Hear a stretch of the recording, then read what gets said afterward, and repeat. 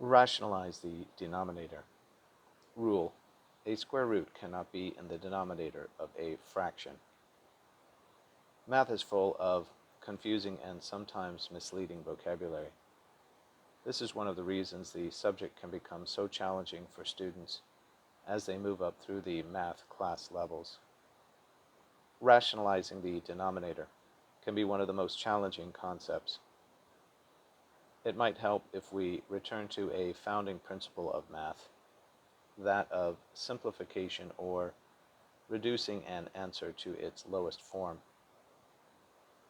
Here is an example. If one student presents an answer of 3 over 6 and another presents an answer of 1 over 2, which is correct?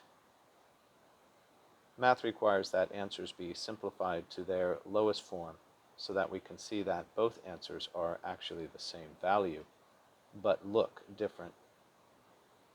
The 3 over 6 needs to be simplified to 1/2, and then the two students can understand that they, indeed, have the same answer.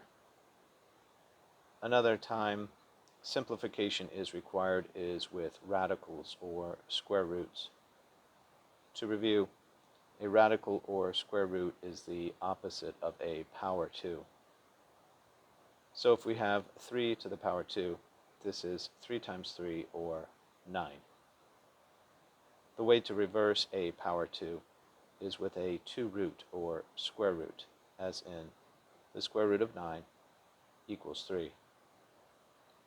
Taking the square root of a 9 is easy, because 9 is what we call a perfect square. That is, it has an integer square root. Other examples of perfect squares are 4, 9, 16, 25, 36, 49, 64, 81, 100, 121, 144, etc. If the value of a square root is not a perfect square, but contains a multiple that is a perfect square, then we can simplify the radical by pulling the perfect square out from under the radical symbol. Example, the square root of 18 simplifies to the square root of 9 times the square root of 2, which equals 3 times the square root of 2. Now let's move to another form of required simplification in math, the rule that a radical is not allowed in the denominator position of a fraction.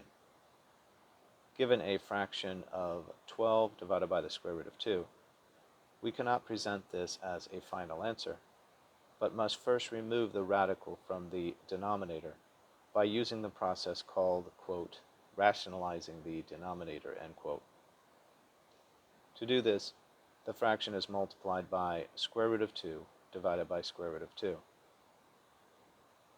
Square root of 2 divided by square root of 2 has the value of 1, and we can multiply anything by 1, and it will not change the overall value.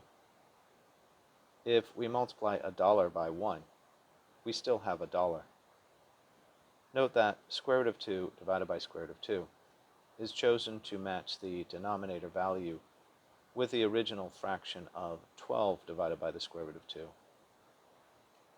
If it had been 12 over square root of 3, we would have chosen square root of 3 divided by square root of 3. Back to our example. To rationalize the denominator of 12 over square root of 2, multiplied by square root of 2 over square root of 2. By multiplying across the numerators, we get 12 times the square root of 2, and across the denominators we get square root of 2 times square root of 2, which equals square root of 4, which simplifies to 2. So we have a new fraction of 12 square root of 2 divided by 4, which further simplifies to 3 square root of 2. While it is a very complicated process, the idea is to simplify a fraction with a radical or square root in the denominator so that there is no longer a radical in the denominator position. Related words: radical, square root, 2 root, perfect square, denominator, numerator, simplify, simplifying a radical.